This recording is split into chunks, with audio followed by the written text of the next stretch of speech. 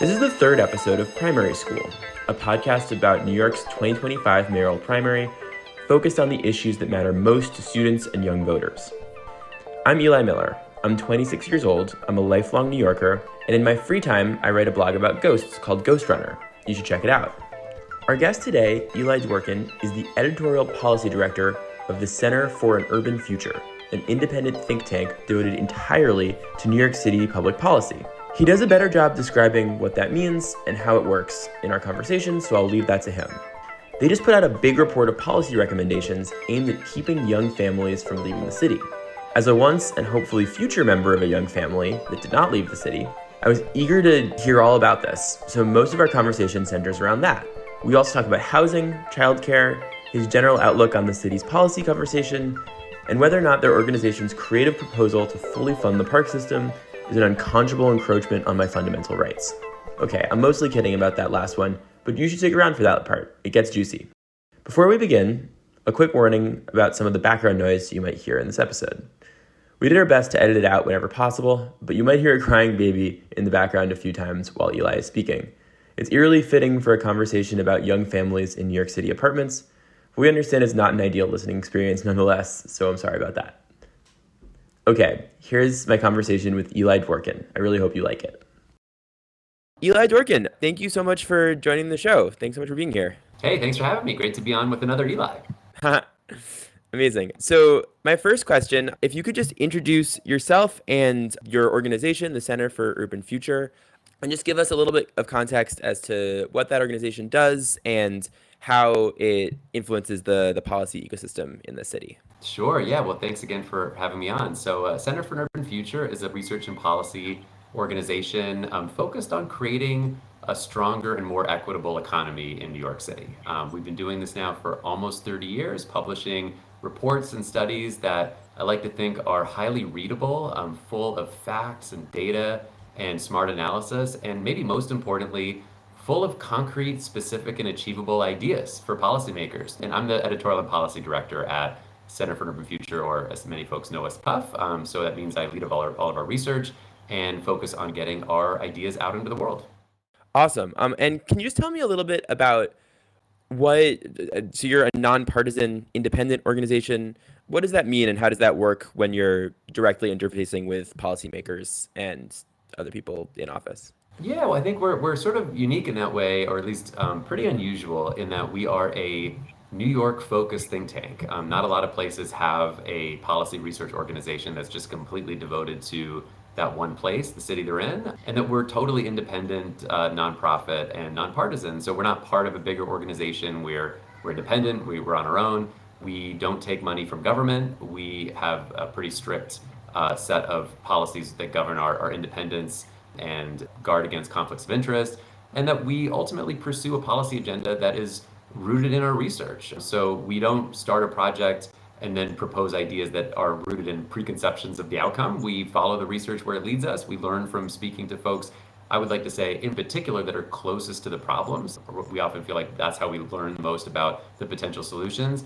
And we propose ideas that are based in facts and evidence and data, but also that really pass the smell test. And what makes us different than what a lot of other policymakers hear is that we're not lobbyists, we're not advocating for any particular policy or agenda. We're really researchers driven by a real passion for New York City and a belief that smart policy can make New York City stronger, more inclusive, more fair, more just, more equitable, but that ultimately good policy has to flow from good research, concrete ideas that are rooted in a real engagement with the facts. And we don't write reports just sitting behind a desk. We talk to lots and lots of real people for our reports. I think they feel to policymakers that read them like policy research rooted in the aesthetics of journalism. You hear from people in our research. You read first-person quotations from people, what they actually said and think. And you get analysis that I like to think is really accessible, not deeply complex policy jargon, not the kind of stuff that you might read in a peer-reviewed journal, as important as that kind of research is, but research that feels like you're hearing from somebody around the kitchen, sink, or having coffee, somebody that's able to explain to you in a clear, accessible way what they've learned about a really complicated topic. If we're doing that, then I think we're doing our job. So I want to talk about the five ideas for young families. So this is something that I think is obviously a huge issue in the mayoral race right now. You know, affordability and the fears about out migration, and specifically out migration among this cohort that you've identified. So the idea that there's policy solutions that can keep people here, I think, is just like really urgent and crucial in this moment, and definitely in this election. So I want to go point by point, but maybe if you could just to start describe a little bit how you came to identify this as a focus area and a place that needed more research, and how you framed the question for this report. Sure. Yeah. Well, I'll say, part of it is New York City has done a pretty great job of continuing to attract young people. For instance, on our report, we cite data that we got from NYU that says NYU received more than 120,000 applications for fall of 2025. That's not only a record for NYU, that's more than any other private university in the country. So that's just one of, I think, many signs that New York's not really having any trouble finding 18-year-olds and 19-year-olds who want to be here. And that's been a strength of New York's for years, for decades, for generations. And the problem is that we're doing an increasingly bad job of keeping those young folks here once they age into their mid 20s or late 20s or 30s, and some decide they want to start a family, they want to have kids, and maybe get a 2 or 3 bedroom apartment one day. And that's where we see that the data shows we're struggling to hold on to New Yorkers. We show in our report that there's no demographic that left the city in bigger numbers since 2020 than families with children under 6, twice as likely to leave as other New Yorkers. In general, frankly, we see that 25 to 34-year-olds were about twice as likely to leave New York City than any other demographic group. So we know we're losing 20 and 30-somethings. We especially know that we're losing families with young children. We've done a pretty good job coming out of the pandemic of continuing to be the kind of city where young people want to be, which is a great sign for New York, because obviously back in 2020 and 2021, there was a lot of talk about, the doom loop, and this was going to be the end of New York. And I'm glad to say, through a combination of that, I think, narrative being fundamentally flawed, but also a lot of work that went into bolstering New York City through the pandemic, the work that artists have done to continue to make sure that New York City feels vibrant and alive, the work of so many nonprofit organizations and folks in government and in the private sector who collaborated on efforts to sustain and support small businesses and stabilize communities that were really struggling, really hurting. We've been able to turn things around to the point at which, look, our parks are full to the brim every weekend. Restaurants are, bursting at the seams. Young people are here, and if you go to a park on a nice day, we've had a lot of rain recently, but you'll see, you see young people there, and you'll see them in record numbers. But we've really struggled when it comes to holding on to young people as they age. And that has consequences for New York. If we're losing the 25 to 35-year-olds and beyond, we're losing those young families. That means we're losing the New Yorkers who typically are more civically engaged at a time when civic participation has hit some record lows, and we can talk about that more. We're losing folks that are really critical for paying the taxes that support city services. We're losing, a demographic of people that are really deeply engaged and invested in the well-being of their communities. And frankly, it's also a big challenge for employers. If we're losing the 20-somethings as they age into their 30s, those are prime workers. Those are folks that companies need to run their businesses, to thrive here. And that's a real threat to the city's economic well-being. So, we've got a real challenge on our hands there. Yeah, and I mean, just as a 20-something-year-old who hopes to one day be a 30-something-year-old starting a young family, I really hope this is addressed by the time I get there. So some things that young families need: a place to live, a place to put their kids in school, a place to put their kids during the summer camp. So let's address those in order. So housing is a big theme in this report. The report proposes 10,000 new units of affordable 3-bedroom apartments, which sounds amazing. Talk to me about how that is an achievable goal and what that would do. Yeah, sure. Well, I mean, I guess I'd start by saying, look, we know that we're in the middle of a protracted housing crisis. And I would say not only is 10,000 units an achievable goal, but we got to do a lot better in terms of total housing production, right? I mean, we are hundreds of thousands of units short of where we need to be as a city just to keep pace with employment growth. That's put the squeeze on our housing market at an unprecedented degree. And that's the reason why, for instance, we show in our report that there's now no borough where you can get a 3-bedroom apartment for less than $3,400 a month on average. That's where we are today as a result of decades of underinvestment in the production of housing and policies that have inhibited the increase in the housing supply, right? So we have this massive affordable housing challenge and a housing crisis in general. But that's partly why I tee that up to say, I think creating and freeing up 10,000 units of family-sized housing is a really achievable goal in the context of everything that the city needs to do around housing production. And I've mentioned a couple of things in particular. So one is that we reviewed closely the data on units that have at least some subsidy from New York City. We found from that analysis that over the past decade, just over 3% of all of those units have been 3+ bedroom units. So we're talking about fewer than 7,000 units in total in a decade. That strikes me as a significant undersupply of family-sized units in particular. And we took a look at the reasons for that. One I'll mention from talking to folks that are, housing developers, is that there's really a premium per square foot on those smaller units, just based off of the fact that they can actually charge more per square foot for a studio apartment or 1-bedroom apartment in general. That's market incentive one. Two, obviously, is that you can fit a lot more of those smaller units into a floor plate, right? So there's also just the basic kind of mechanics of how many apartments can you fit into the available floor plate of a typical, development site in New York City, many of which are small or have some funny angles, funny configurations. And so there's a lot of market incentives toward those smaller units. We talked to developers that said, sure, we can build market rate units that are 3 bedrooms or more. One person I talked to in particular said, and we're getting $8,000 or $9,000 a month for them. This is like a luxury new build in downtown Brooklyn. So it seems pretty clear that we've got a lot of market challenges in terms of our housing market. But this strikes me as one specific area where there's a little bit of a market failure going on. The market, left to its own devices, is not producing enough family-sized units to meet the demand, and there's some disincentives to producing those units, some just logistical and some that you can actually get more per square foot for those smaller units. So, that kind of sets up a little bit of why we're in the situation that we're in right now. We've got a few recommendations of what to do about it. I would say one is, we saw in City of Yes, the package of zoning changes that passed last year, some really, I think, positive developments. The basic premise was a little bit more housing in every neighborhood. And that package made it through a pretty contentious debate in the city council. And I think it was a real win for New Yorkers, frankly, that it succeeded. It's not going to solve the housing crisis. The goals are pretty modest in the grand scheme of things, about 80,000 units over a decade. But important progress, boosting the production of housing across the city. What I'm getting at, though, is I think there's maybe one area at least that stands out to me as a missed opportunity in City of Yes for housing, and that is there wasn't any language around a kind of zoning bonus for family-sized units. And I think that's something that's worth considering, to be able to counter a little bit of the market forces that push developers towards smaller units.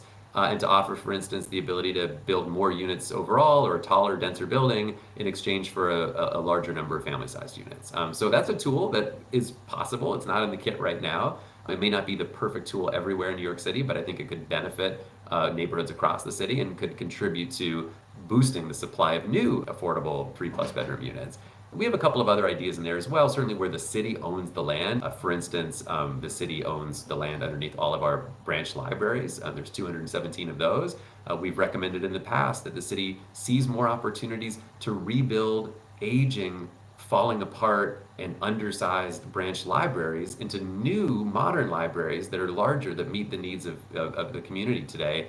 And put a whole lot of deeply affordable housing on top of that new library. The city started to do that finally after many years of work in a couple of locations, Sunset Park in Brooklyn and Inwood in Manhattan. There's plans now for Grand Concourse in the Bronx. But one idea for the next mayor, hey, let's do this for 20 other branches across the city. And on those properties that the city owns, the city has a lot more power to dictate the terms of the agreement with the developer, as has been the case, nonprofit housing developers for those two properties. mandate that a significant share of those new units be for families. I mean, what better place for affordable family-sized apartments than above a library? I mean, that could help to kind of boost supply. And while some of those sites are pretty small, some are actually fairly large, and there's a potential for more units there. So that's one of a few opportunities that fits, I think, under that bucket of where the city owns the land. And those certainly aren't the only examples. There's plenty of them. The city could potentially has more leverage and could do more. The third thing I'd say, as part of our plan or idea there, is something a little different. It's not about new housing production. It's about freeing up more of the units that are out there today. And the idea there is really about, look, in New York City, we've got one of the major trends of the past, 2 decades, we've got a rapidly aging population. But as our population ages, we're seeing more and more New Yorkers who are living alone in 3+ bedroom apartments and houses.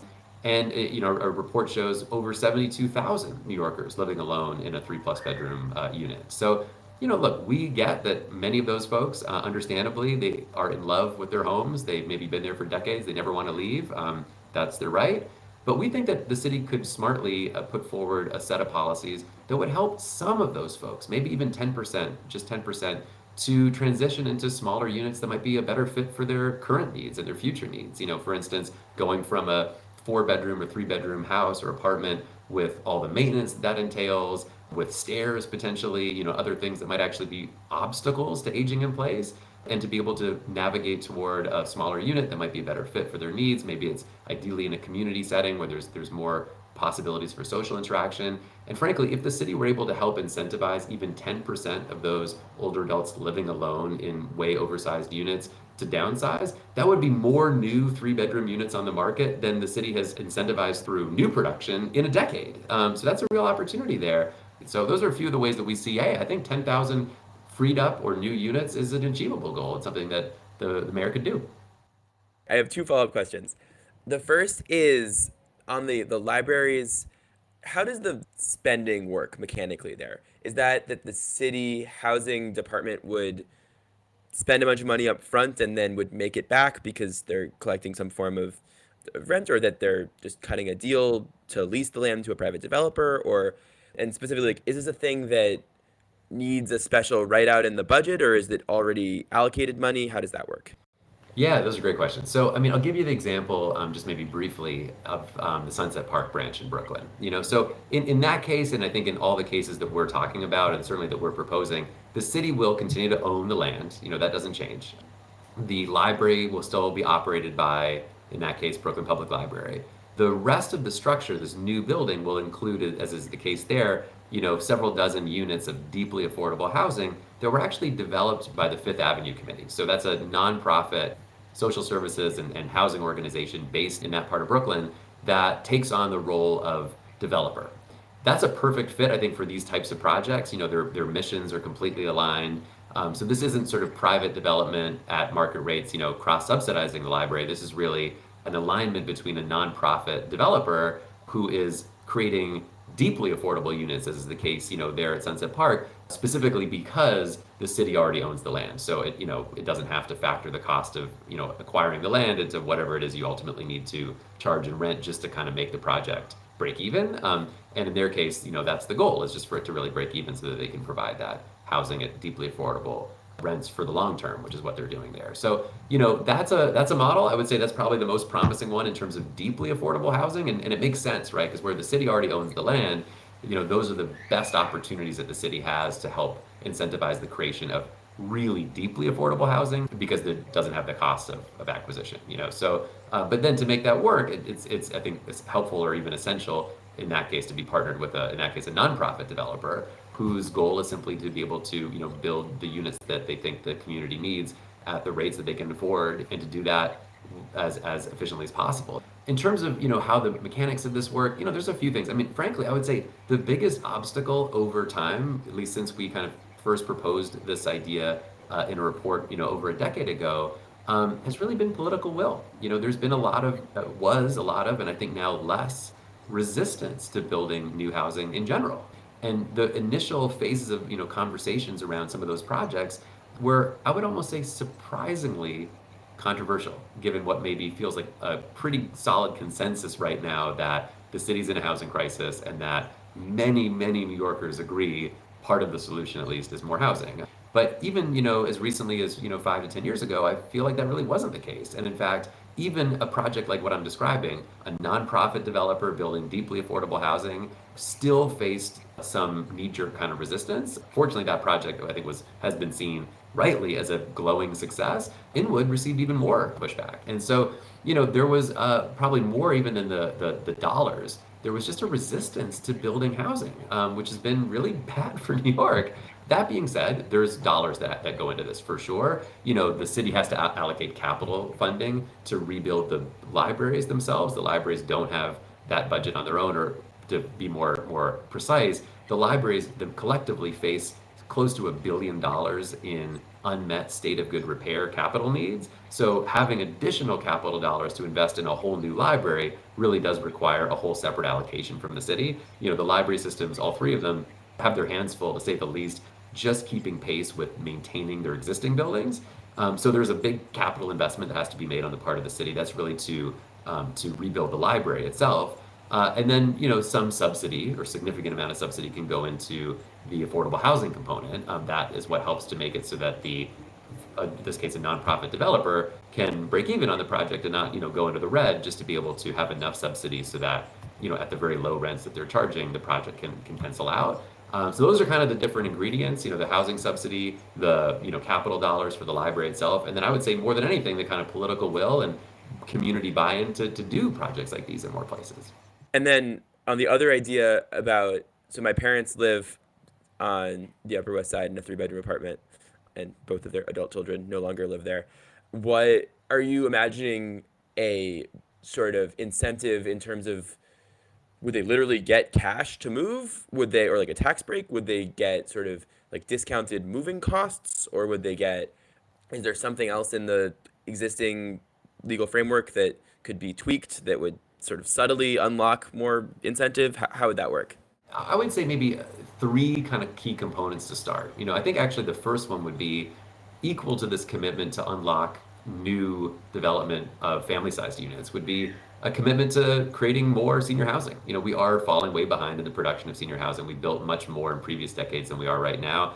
I do think part of this plan would actually be, we need to build more housing for seniors, intergenerational housing with senior preference, for example. The second part of it, I would say, would be kind of what you're describing. We propose something like $1,000 in relocation assistance. So basically, yes, like cover moving costs, and make that part of the package. What you're offering folks to be able to help make that transition easier. I think another key piece of the puzzle there would be support navigating the housing market. Potentially a community-based organization that works with older adults.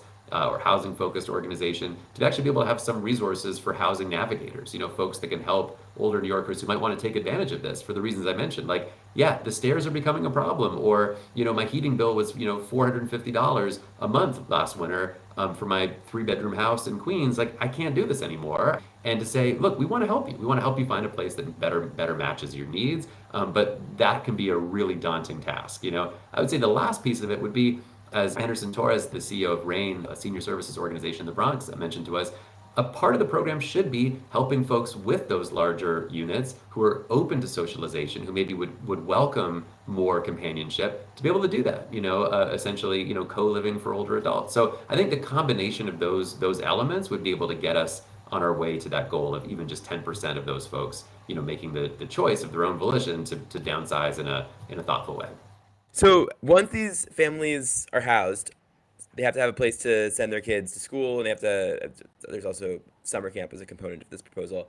Can you talk to me a little bit about what the state of early, either pre-K or childcare, how does that system work in the city? And my sense is that it's not working super well for a lot of people. There was a joke in the Hellgate Hot Takes bracket that said the sex education curriculum of New York City high schools should require students to care for an imaginary child and navigate enrolling it in the pre-K lottery. What is the state of play right now for both the pre-K lottery and for childcare, and what do we want to do to fix it? Yeah, well, big question. I'll mention maybe a couple things. So one, in general, absolutely. First of all, when you think about the reasons why, young adults or 20-somethings or early 30-somethings are leaving New York, number one with a bullet is housing affordability and quality, but a very close second is childcare. infant and toddler care in particular is, I think, really reached kind of crisis proportions in New York City. The average New Yorker spends $21,000 a year on infant and toddler care per child. So two kids, we're very easily talking about more than rent, and that's a significant obstacle to staying in New York for a lot of families.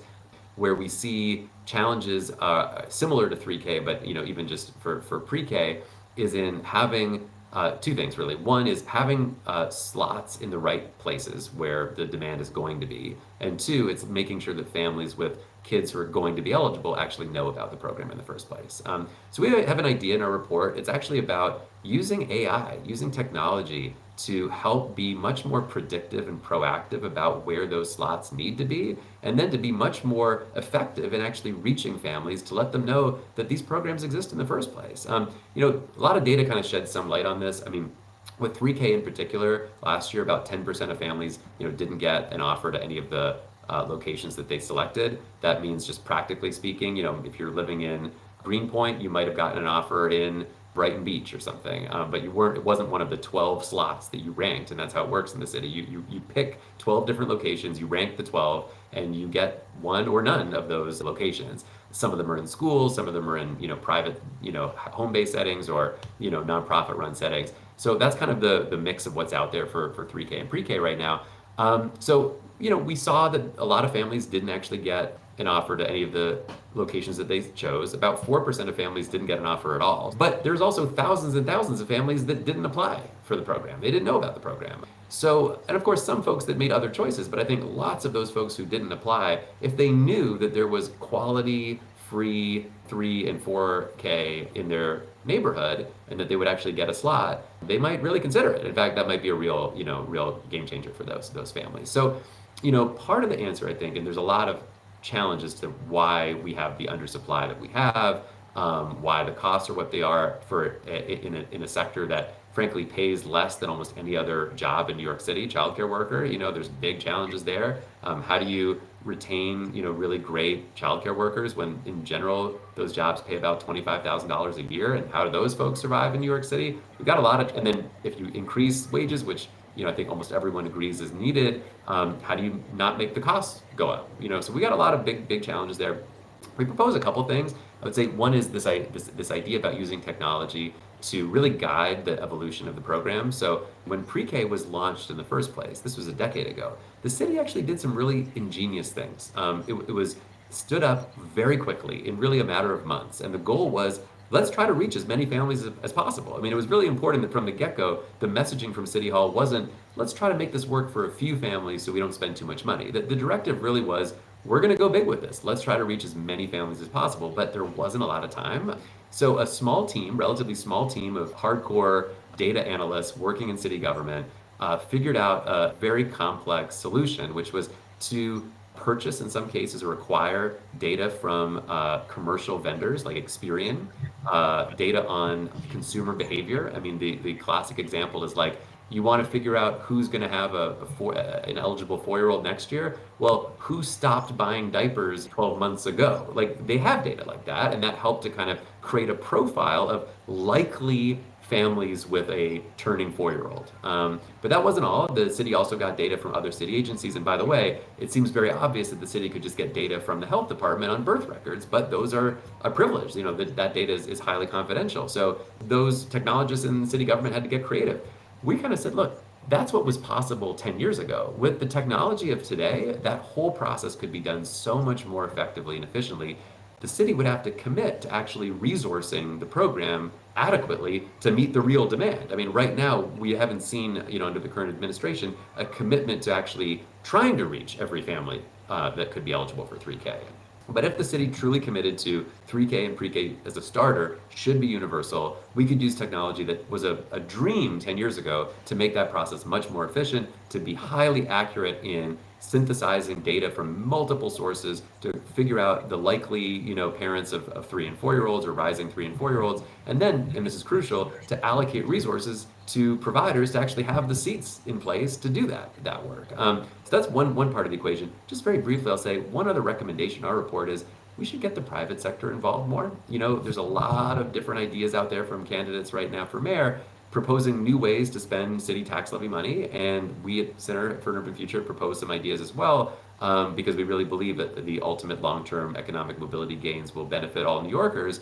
But we're entering a tough environment right now. We're talking about, the potential of up to $9-10 billion worth of cuts in federal funding for New York, and the city already has an $8 to $10 billion structural budget deficit. We've got some big challenges around paying for all these things. So one of the other things that we propose is make it a lot easier for the private sector to contribute.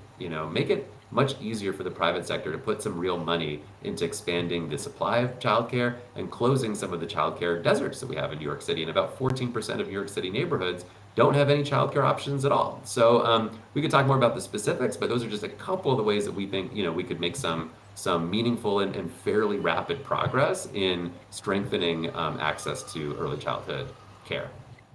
Okay, I have two more questions. One of them is policy related, and then one of them is more general. So you guys recently came out with a proposal to add a small surcharge to all live events, which includes, live sports, concerts, anything that happens on Parkland, which is where most event venues are located. Just as like a, lifelong Yankee fan and someone who goes to Gov Ball and all of these music festivals, I'm predisposed to think this is a terrible idea, but tell me why I'm wrong. Why is it important that this generates more revenue for parks? For sure. Well, look, I mentioned a couple of things. One is and I mentioned, I think there was a good segue from what I was talking about just a minute ago in terms of the fiscal situation facing the city right now. I'm really concerned about the city's ability to invest in all the things that not only make New York livable and preserve quality of life, but actually make meaningful progress toward creating a fair, more equitable city. That all takes resources. And we're talking about a city in which record numbers of New Yorkers are living in poverty, where we've seen significant and growing challenges, and like we just talked about, in holding on to young people as they get into their 20s and 30s. We've got a booming older adult population that requires much more investment. We've got a lot of needs that take money and childcare we just talked about. So that's one of the reasons why, just to get to your question, we think it's so important to be thinking right now about dedicated alternative revenue to support some of New York City's needs. And I would say one that really jumps out to me as an option, as a possibility where there's some real opportunities, is our park system. Now, don't get me wrong, I think the city should be investing city tax levy money in parks too. We have underinvested in parks for not just years, but decades. And at a time of record usage, the strains on our park system have really grown. It manifests in more maintenance problems that grow into bigger capital needs. Drainage systems break and park paths get flooded, and you see the problems across Monday mornings when parks all over the city, especially in the summertime, spring, summer, and fall, are filled with trash from weekend barbecues and hangouts the day before, and we don't have the resources, the staff, to be able to clean our parks sufficiently. We should, as a city, be able to invest more public money to build the clean, green, accessible, safe, thriving parks that New Yorkers deserve and demand. But like I mentioned before, we're also facing some seriously difficult fiscal realities ahead, and a lot of competing and overlapping needs. So that's all the more reason why I think one of the things that policymakers need to be doing more of is getting creative about new revenue. And that's why we put forward not just that idea, but 20 ideas to generate new revenue to pay for parks. Now, one of those ideas we put forward is a small surcharge on tickets. We said, in particular, tickets to events that are held in stadiums that are actually located on parkland. So, it would affect Yankee Stadium, for example. That's alienated parkland. Citi Field is another example. The USTA, US Tennis Center in Flushing Meadows. These are all major venues that are actually located on public parkland. And I should add, those venues don't pay anything into the upkeep and maintenance of our park system. They do pay money back into the city's general fund, but none of that money goes to parks. That feels pretty unfair. So we thought one way that we could potentially generate some revenue for parks and not just for the city's general fund would be a small surcharge on tickets, at least at those venues that are actually located on parkland. And you mentioned Gov Ball or Yankee tickets. I get it, and for many folks that's a splurge that they save up for. But those events aren't cheap, and so what we're proposing is as little as a 1% surcharge on those tickets could generate tens of millions of dollars in annual revenue for parks. That feels like a pretty good trade to me in terms of the benefits for all New Yorkers of new dollars that would be specifically for parks maintenance and in all 5 boroughs and parks big and small. But at the same time, on a 80, 90, $100 ticket, we're talking about a buck or 80 cents. I think for most folks, it wouldn't even be registered other than we would propose that it say right there on the ticket, this is the New York City Parks Fund fee. So you know where that money's going. By comparison, the average ticket in New York City, first of all, the average ticket in New York City is over $100 now, $120, so it would be like a rounding error on the cost of that ticket.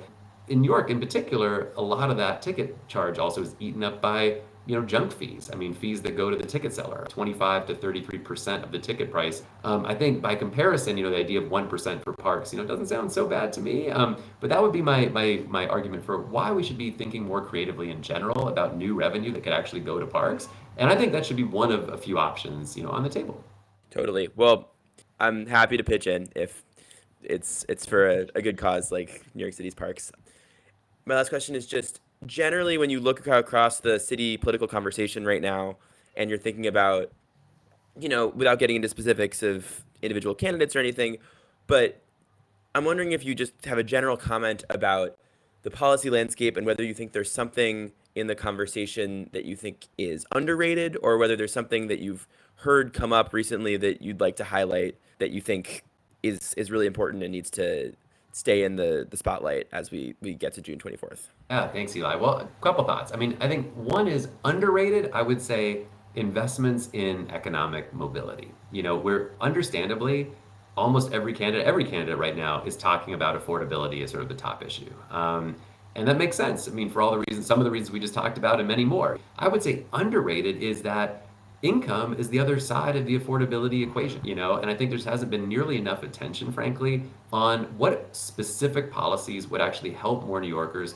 be able to get ahead in a changing economy, to be able to, help more folks that are born into families that are experiencing poverty, to be able to move, ultimately out of poverty and into middle wage, family sustaining jobs.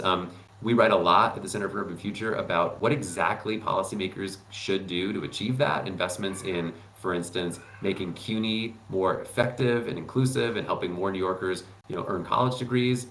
We write about workforce development, helping more young adults and working age adults to be able to train for better jobs, to get out of the trap of minimum wage and entry level work. We write a lot about what the city can do to invest in helping expand access to computing education in the K-12 system, to make sure that we close some of our really alarming gaps when it comes to who ultimately ends up persisting in computer science in college, even at CUNY, who ends up pursuing high-wage jobs in tech, why our tech sector doesn't look like New York City, despite some important progress in recent years. So I mention all these things to say I think deeply underrated is that economic mobility is the other side of the affordability equation, and we should be talking more about that. And there's some specific ideas, we got some, and there's others out there, for what exactly policymakers can do to help invest in evidence-based policies that can help more folks, more New Yorkers get ahead. So that's one thing I would say in particular.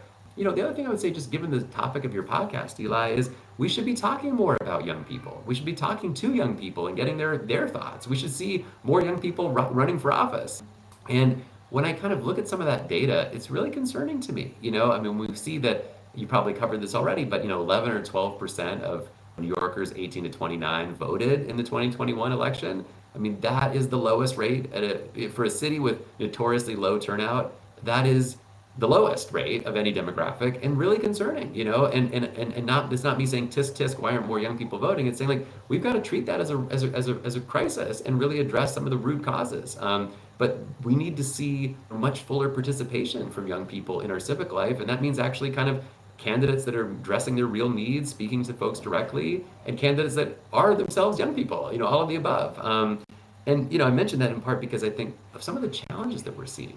18 to 29-year-olds and teenagers reporting the highest rates of loneliness and social isolation, not just of any demographic group, but since the data has been recorded, from organizations like the CDC, that really alarms me. When we kind of see that we're dealing with this loneliness epidemic that's worse for folks who are 25 than for folks who are 80, and I'm not trying to make light of the challenges around loneliness that older New Yorkers are experiencing, but the data shows it's even worse for young folks, for young adults. So we've got to do more to kind of create third spaces where young people can hang out and be themselves, whether that's libraries, or in a past life I helped to start and run an all ages art space. I mean, we need more of those spaces, and we've got less of them than we had 5 or 10 years ago. So I mentioned that to say I think those issues are really critical for the future, because those are our future New Yorkers, folks who are teenagers now or in their early 20s now. We should be listening to them. I mean, you having me on the podcast, but I hope you're also having folks that are in their early 20s on, and to say what they think, and policymakers need to hear from them. Yeah, well, that's a great place to end it, and a great place to tee up my announcement. I'm also running for mayor. And You're a little late. I don't know. I mean, a lot of people are running independently these days. So, Sure, yes. Eli, thank you so much for coming on. I really appreciate it. This has been such a great, sort of wide-ranging conversation about all the different things that are facing New Yorkers in the policy world right now, and I really appreciate it. Thank you so much. Yeah, Eli, thanks so much for having me on. Thank you for listening to this week's episode of Primary School. Next week's episode will feature an interview with Chung Yoon Han, a New York State Capitol reporter.